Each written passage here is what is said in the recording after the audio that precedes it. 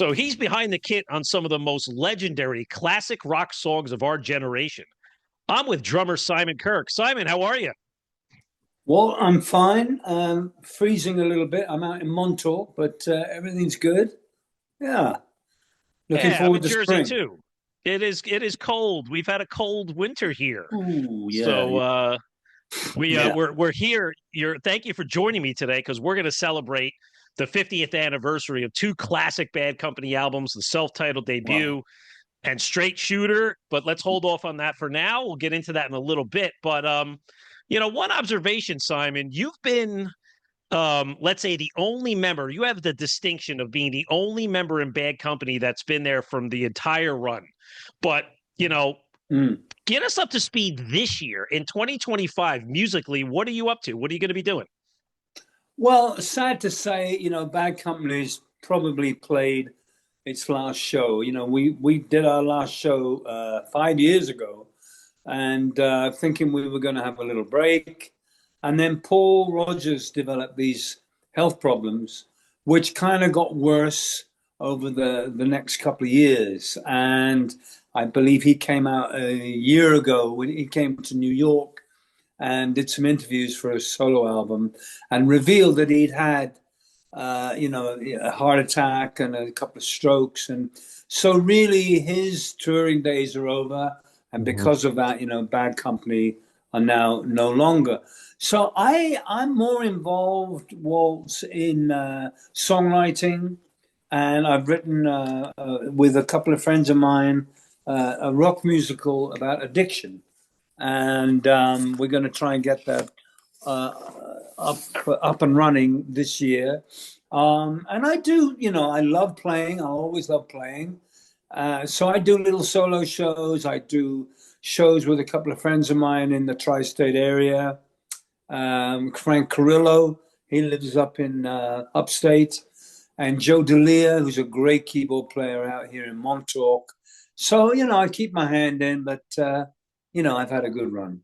That's it. Well, I always say, Simon, you between you and Carl Palmer of Emerson, Lake and Mm. Palmer, you guys go down as like Mm. the most physically fit and buff drummers I've ever seen up there. So I'm going to ask you a question. If you guys did a hypothetical arm wrestling contest, who wins? Oh, me, hands down. Yeah, of course. No, Carl is, wow, it's funny you should mention Carl. I'll do a little sidebar here. When Free, my first band, when we were, you know, coming up through the ranks, we went on what's called a package tour, which they were big in the 60s and early 70s. Multi bands would go around, three or four or five bands on one night. And I wish they'd do them again. I think they were great fun. They were great value for money. And this was the lineup. So Free will open the show, then The Crazy World of Arthur Brown, and then Joe Cocker, then the Small Faces, and the Who, all on one bill. And the drummer for The Crazy World of Arthur Brown was Carl Palmer. And I believe we're about the same age. I think he might be a year or two older or younger. I'm not quite sure, but he's always been very fit. And, being a drummer, it's an aerobic workout every night. And that's always kept me fit. I quit drinking and drugging many years ago. That really helped because I was a bit of a lunatic for years. And I do yoga and I watch what I eat and I go on circuit training. So, I keep fit because that's what I love doing now.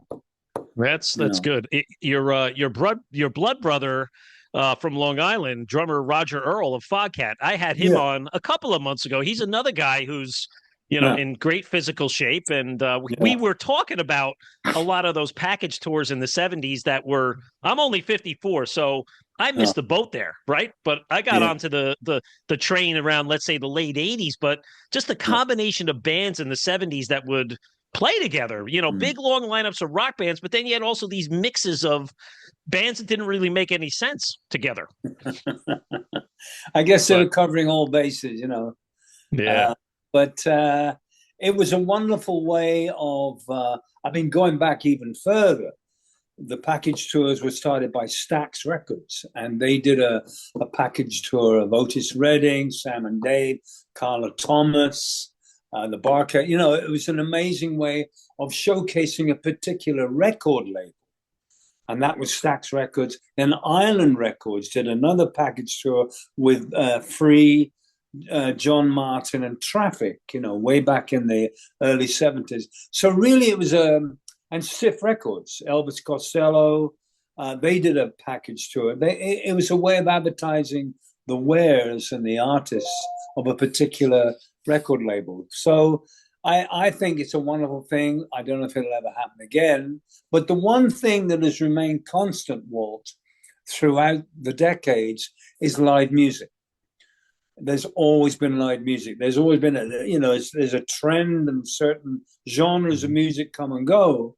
But there'll always be a demand to go out and see a live artist, regardless of the genre, whatever they play. And that's a great thing, you know. It's just, I mean, the ticket prices are like, what the fuck, really? Yeah. I went to see Bruce on Broadway. I thought I was looking at the date when I saw what was on the ticket stub. But, you know, it is what it is. There you go. Anyway. You didn't get the legendary rock star fraternity discount from Bruce? Well, I'm friendly with little Stevie Van Zandt. Of course. And he had to pay as well. Oh. So, you know, come on, a bandmate of 50 years. So, but that's another story for another time. That's exactly. That's the entertainment and the budget side of the business.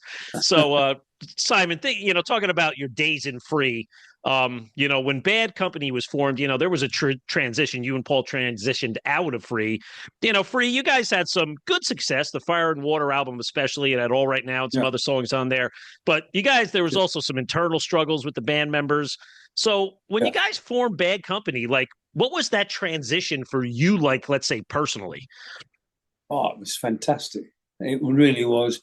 The thing about Free, as you rightly said, it was going through the last couple of years of Free were really hard work, drug problems, particularly from, only from Paul Kossoff, the guitar player, which ultimately killed him. So we were dragging this dead weight around for the last 2 years of Free. And then we finally said enough, we can't do this anymore. So we broke the band up. And I went away to Brazil. I had a girlfriend in Brazil. And after about 5 or 6 months, I came back and I called Paul Rodgers up. I said, hey, man, what are you doing? Because we've always gotten on well, me and him. And he said, I met this great guy. He's just left the Mott the Hoople. And Mott the Hoople were a band on Island Records, same label as Free. So we met him a couple of times. Paul went out with Mick. He was supporting Mott the Hoople. And Mick said, I'm fed up with Mott. I want to leave. So Paul said, well, let's form a band together. So when I got home to London, I spoke to Paul. He said, look, I'm forming this band with this great guy. Come down and see if you want to play. So I went down to Paul's little house and met Mick. I've always liked him. Great player, not a genius, but a great player and funny and easy to get on with. And the thing about playing with geniuses, Walt, is they're a royal pain in the ass. Give me a guy who can play well and is a nice guy. I'm happy. So that was that. And then we had three of us. And then it was like, well, what are we going to call ourselves? And there are two schools of thought. I know my story in that there was a movie called Bad Company. Mm-hmm. And it was a Western. It was with Jeff Bridges. And we saw it on a billboard in a town near Paul's house. And I said, and Paul said, that would be a great name for a band. And yeah, okay. So we called up Warner Brothers in LA because, the whole copyright thing. And they said, hey, this movie, we like to take the name and form a band.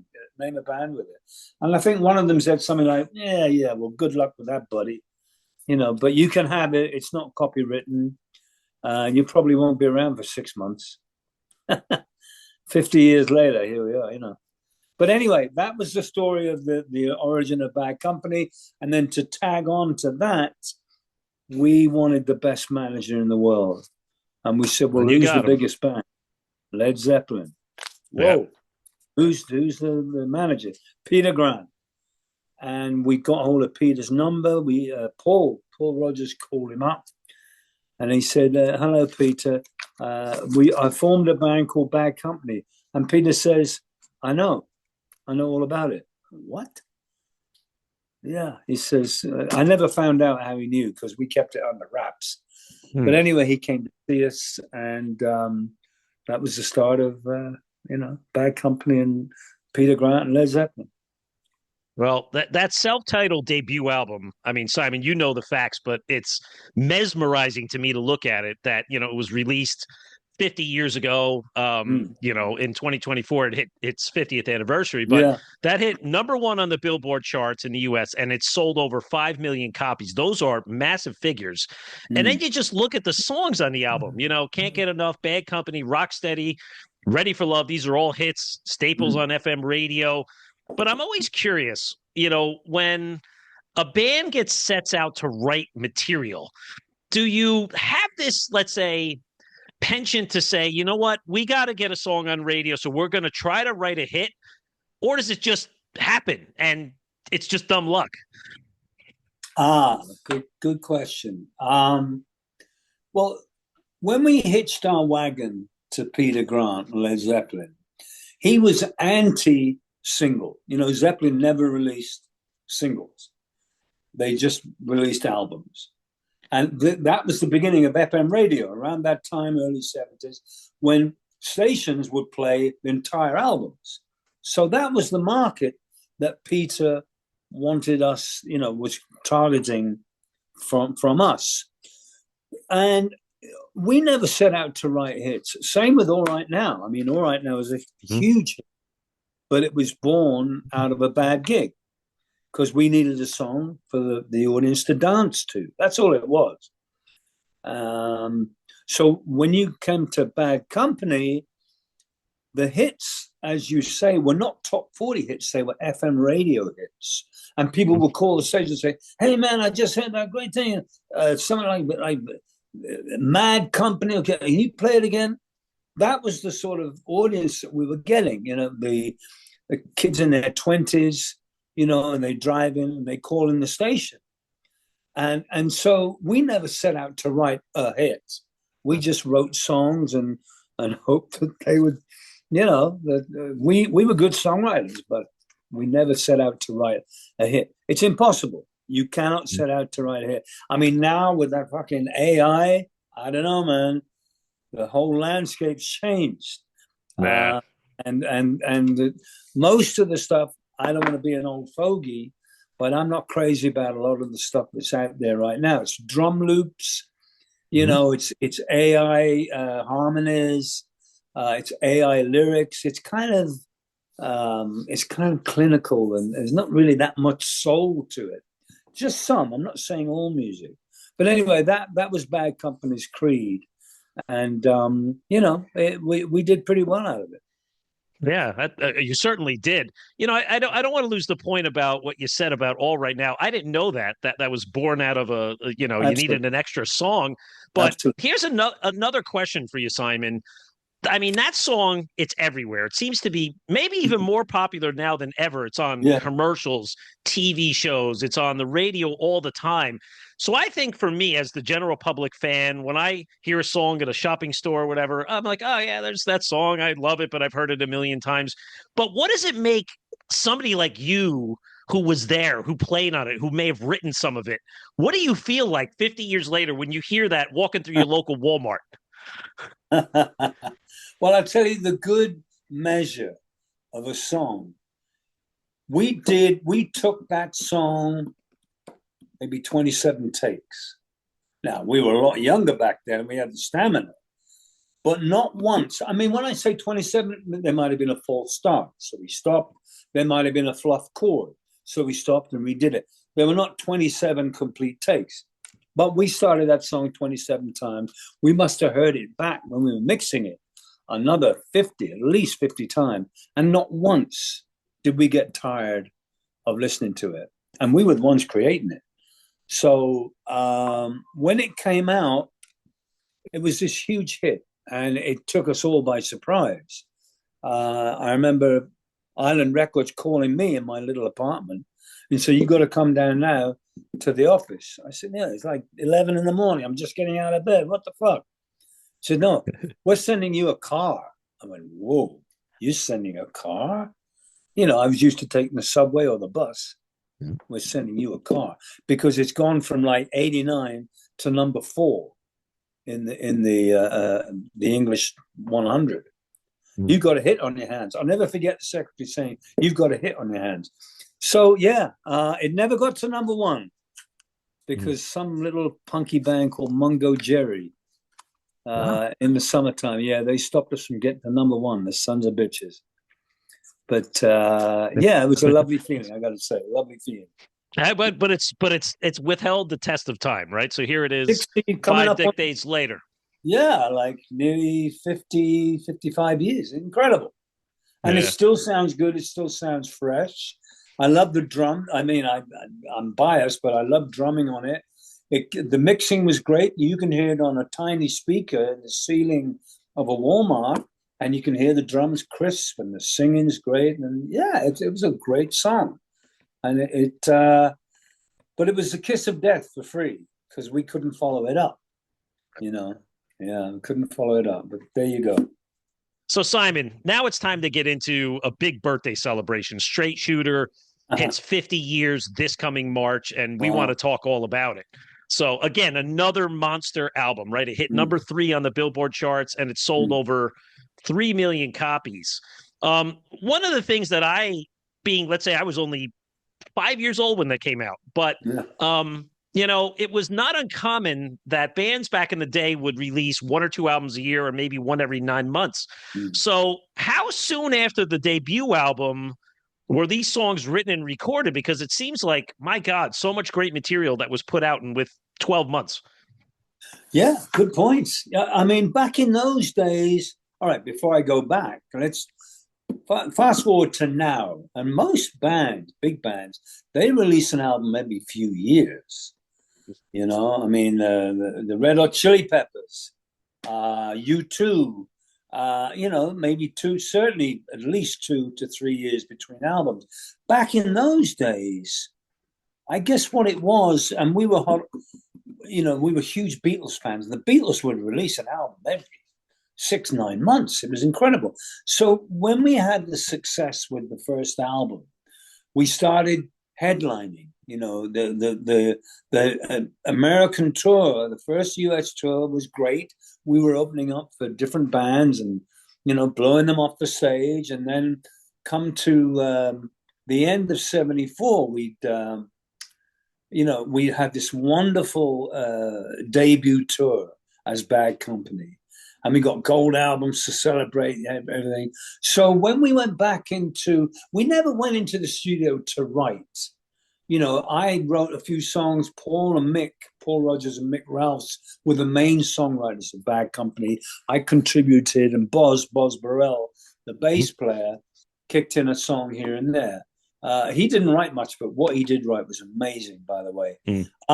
So we get together, you know, in maybe Paul's house or Mick's house with cassettes and say, "This is what I got." And he'd be going, "Oh, Christ, I hope they like it." You know, you play a little demo on guitar or whatever, and you'd say, "Okay, I like that, but, you know, those 8 bars, maybe we could do this, do that." So you get a short list of songs. And so I always say to this day that on top of the success of the first album and first tour, it vaulted our songwriting up a couple of notches.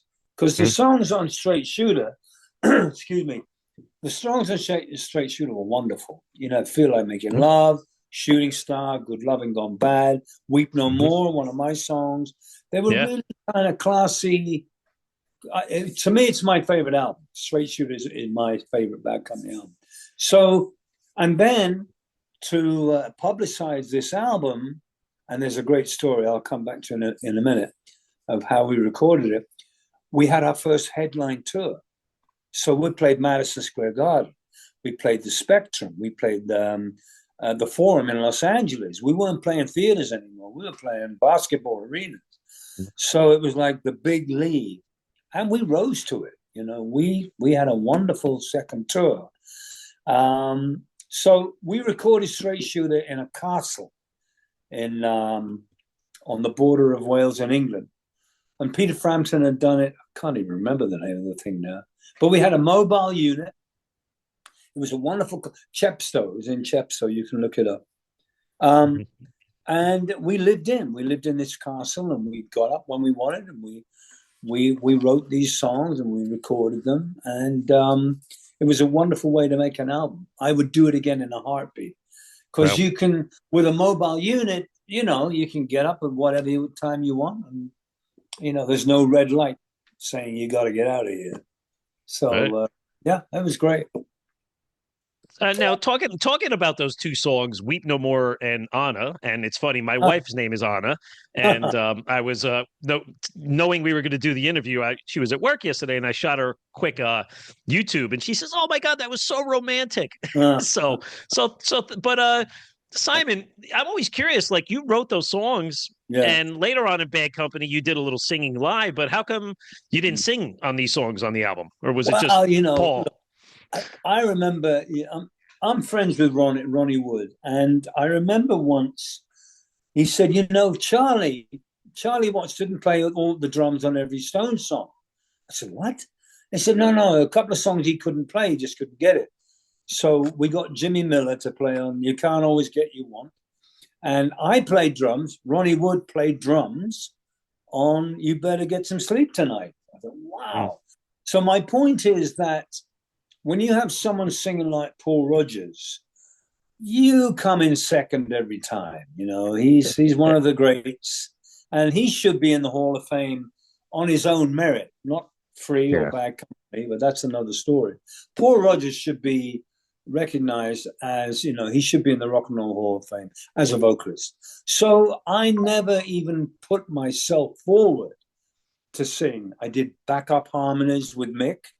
And Boz was a very good singer, but we left the singing to the master, you know, Paul Rodgers. So that's good stuff. And Simon, on Shooting Star, I mean, it's a legendary song. And I wanted to ask you a question, a personal question, maybe, because the first time I saw Bad Company, it was at Pier 46 in New York City. It was the summer of 1989. On the damn Yankees tour, because I was 19 then. And I do believe you came out front and center with an acoustic guitar and you sang that one, which was awesome. But now knowing that you found your own sobriety and you're active in this forum called Road Recovery, does that song have like a special meaning to you, knowing what the song was written about, losing Jimmy, losing Janice, losing so many people? Oh, yeah. I mean, it was written by Paul. You know, this whole 27 Club, I think it's sheer coincidence, but, you know, a lot of people at 27. You see, when you're 27, Walt, you straddle the kid world and the grown-up world. You're not quite, you know, a real adult. I think when you're 30, guys, you know, we mature a little slower than the ladies. I mean, that's a done deal. But so when you're in your early 30s, I think you can call yourself an adult. But in 27, you're still hanging on to things, thinking, you know, and a lot of people like Jimmy and Janice and Jimi Hendrix was 27, and Brian Jones from the Stones at 27. But there seemed to be an awful lot of casualties in the rock and roll world around that time. And if you fast forward, it hasn't really changed that much. There are still guys overdosing and drinking too much, and it comes with the territory, you know. So when Paul wrote Shooting Star, and he said it was a tip of the hat to Hendrix and a kid growing up, leaving his family, going out in the world, crossing his fingers and hoping, he can make a go of it, in the rock and roll world, and he gets some success, and good behavior goes out the window, and you end up taking one pill too many or one drink too many, and bye-bye, So it was a great song, wonderful song. And the reason I started to sing it, the reason I started to sing it was because Brian Howe refused to play Shooting Star. I said, you're out of your fucking mind, because this is one of the great Bad Company songs, and he wouldn't do it. I said, I'll get to Brian in a minute. So I said to the roadies, I'm going to sing this motherfucking song. I'm going to sing it. Don't tell anyone. And sure enough, about, a third of the way through one of the shows, I got off the kit, and they gave me an acoustic guitar. And I said to Brian, take a break. And I got a stool out and I sat, and as soon as I sang, Johnny was a schoolboy, the place went nuts. I mean, number one, it was a drummer coming out from behind the kit playing guitar. He plays guitar. And number two, he was singing a loved Bad Company song. So we went through the whole tour, and Brian was not too pleased with it, but it worked. And, we'll hold off on the Brian Howe stuff, because I want a few more comments on Straight Sure. Shooter. Feel Like Making Love, is it the biggest Bad Company song in your eyes? Yeah, I think. Well, I know in terms of sales, and I get print sheets every few months of a Bad Company song. Yeah, Feel Like Making Love is the number one seller, requested, followed closely by Bad Company. But yeah, Feel Like Making Love. And the thing about Feel Like Making Love, this came out of two songs. And we were noodling around in Mick's house, and Mick had this little down, gong, gong, gong, gong, gong, gong, gong, gong. He had a little sort of country song. When I think about you, I think about love. I thought pedals steel. I don't know. And then we put that aside, and Paul had this. Well, I got this rock and roll riff, like a heavy metal riff. And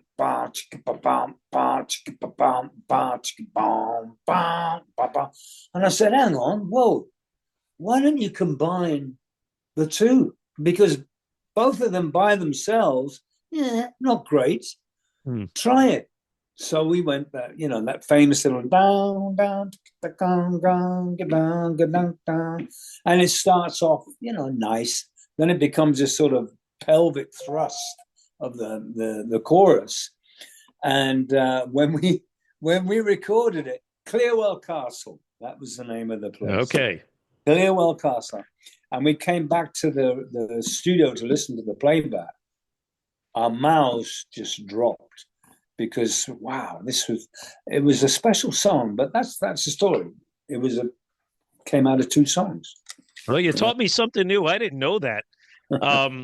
Now, Simon, talking about the album cover, right? The cover depicts two red dice on a craps table, and then I was playing around today looking at some of this, let's say, memorabilia for you guys online, and there's the sleeves of the album, and it shows that you guys were out in tuxedos.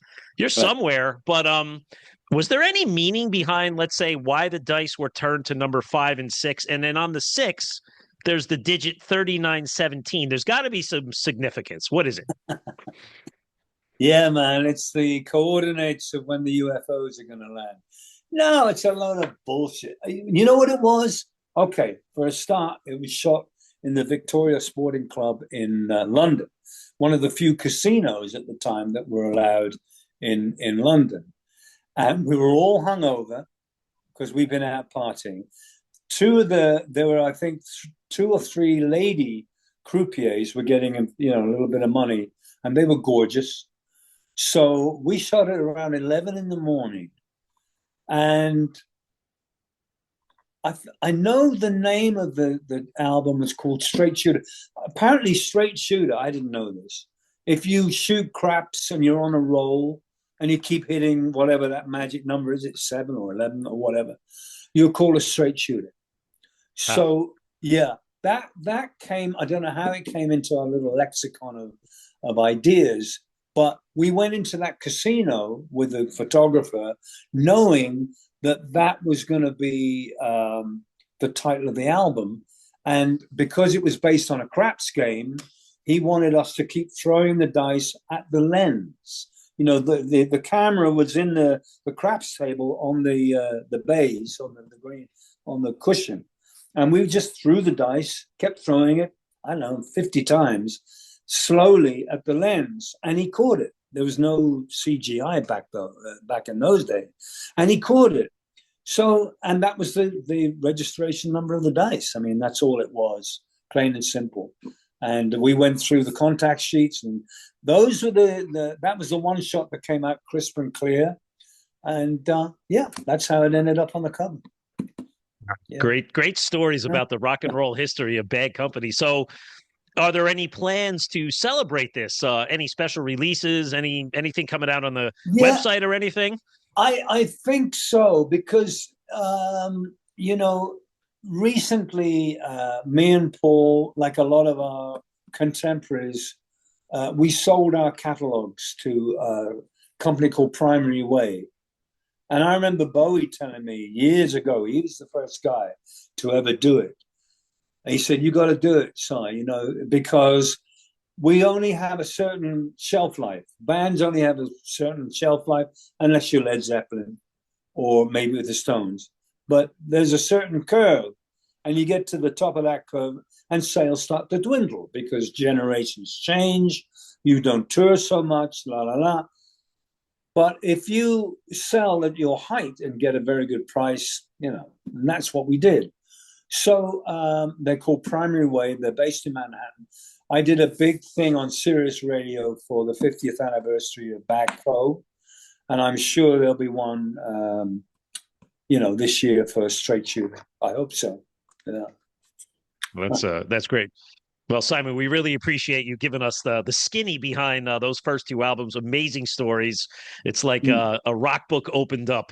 So we did want to talk a little bit about the Brian Howe era, and I want you to tell the story about Shooting Star. But, you know, as I said, for me, this was where I kind of came into the fold. I mean, I was a young kid during the poor Rodgers era, but I never got a chance to see it live.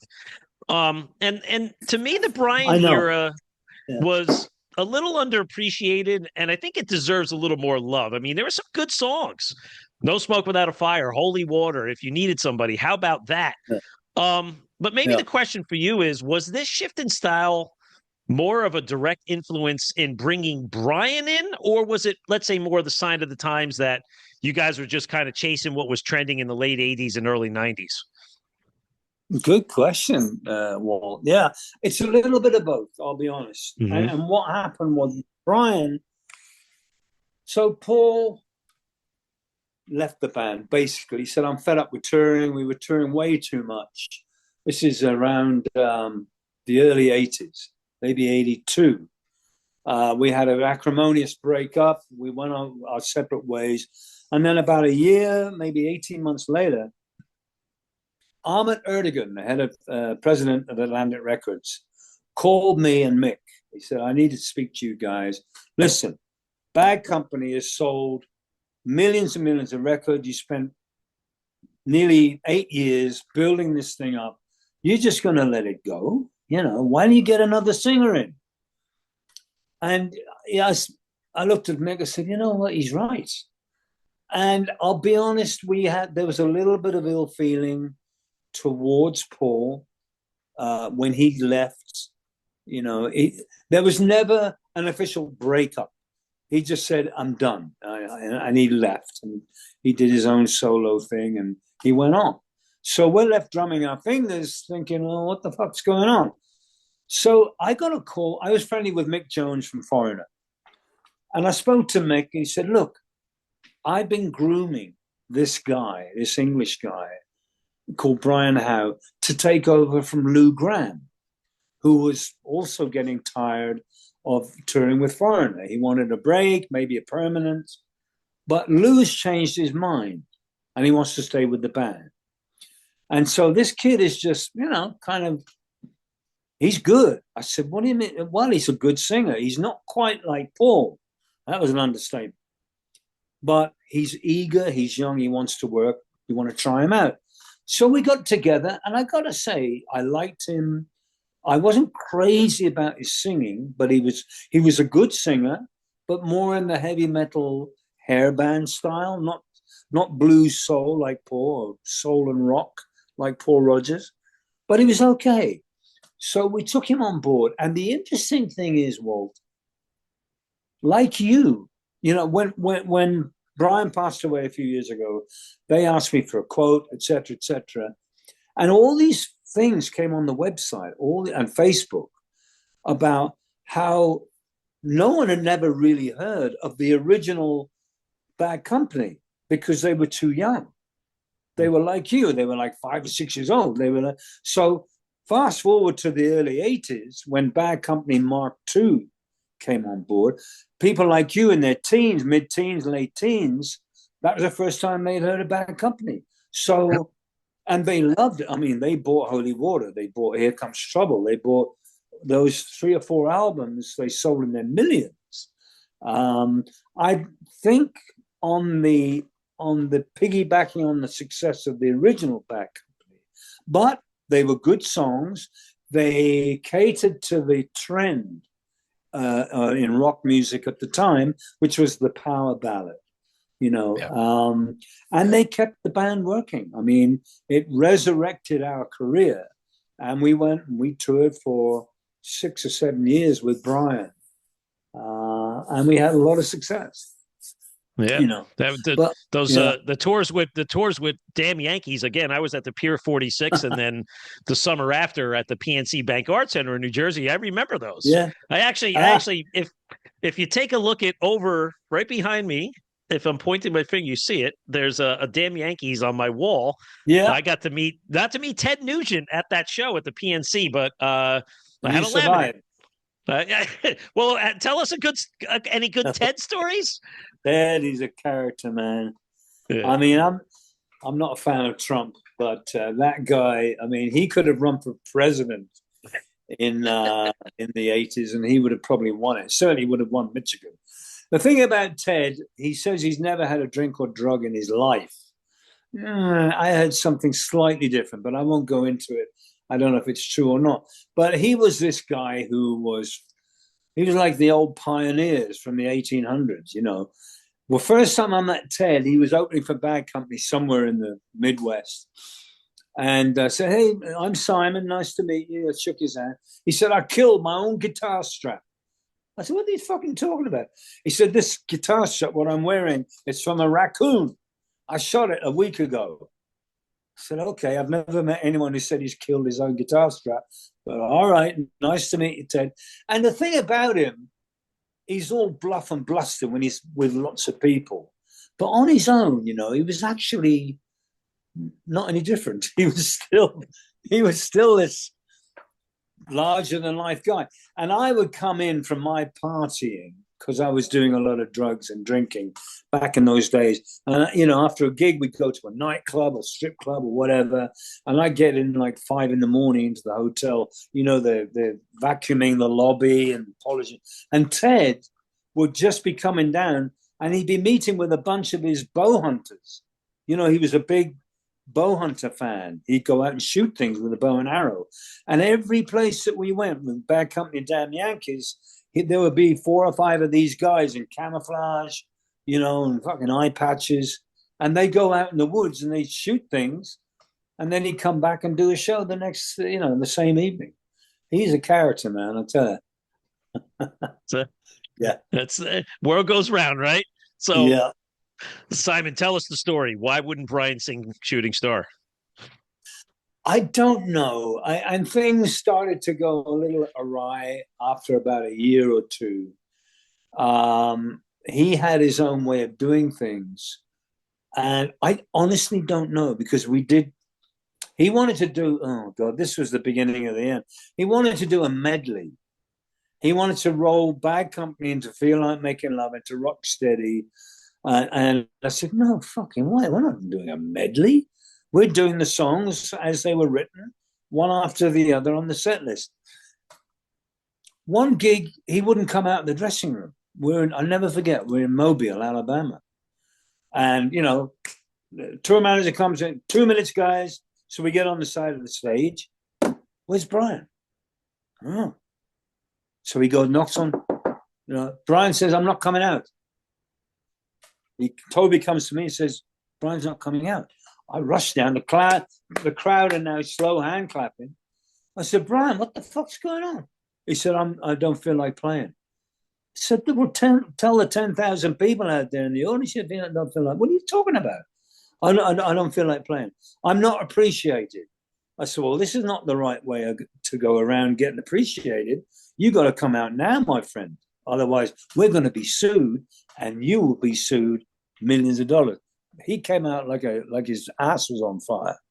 But it was the beginning of this weird rift between Brian and the three of us. And it started when he said, I'm not doing Shooting Star. It's something like, it's a miserable song. It might be, it has a message that it is one of warning to kids about drinking and drugging. I wouldn't say it's miserable. Anyway, right. So that really set the pattern for, and we, over the years, we gradually drifted apart. And after 7 years, you know, we parted ways. Yeah. I know you brought Robert Hart in for one album and tour. Do that one out there. I think he's still out there doing in the UK. Saw something advertised where he's playing a little Bad Company show or something. I don't know. I mean, Robert was a little more like Paul, you know, bluesy. He was a great looking guy. It was fun to be around.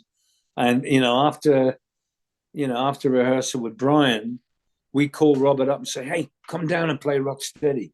And, you know, Brian would go on in his car or whatever. And Robert would come and says, the coast's clear.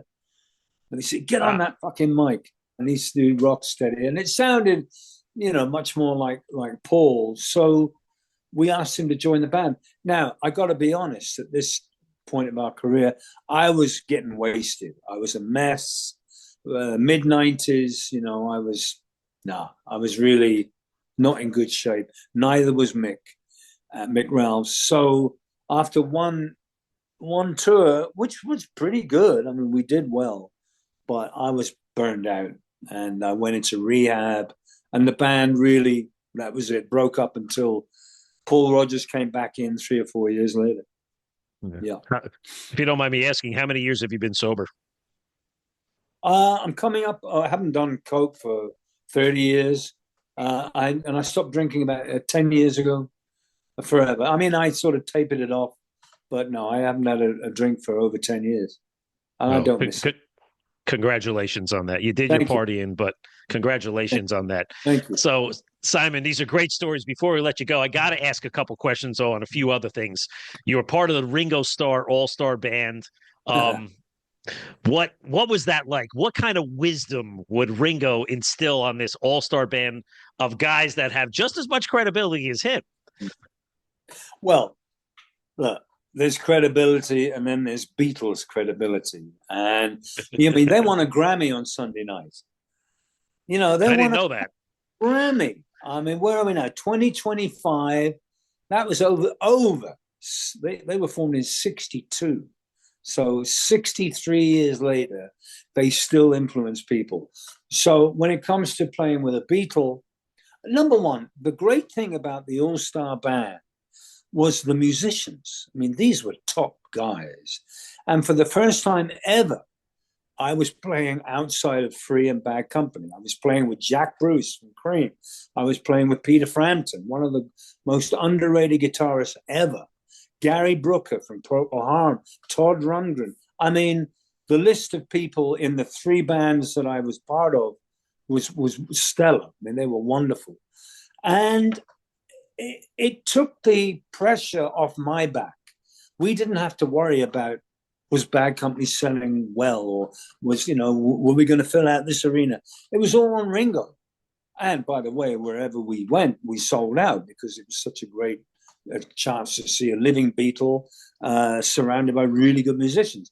So, but we didn't play arenas. You know, we played big theaters. We played comfortable places. We played a few festivals, and we played this place in Eureka in Oregon, and it was a high school gym. It's a quick little story, and it was a different gig to what we're normally used to, but it was lovely. The people were lovely, and we get on. We're doing the opening song. It don't come easy.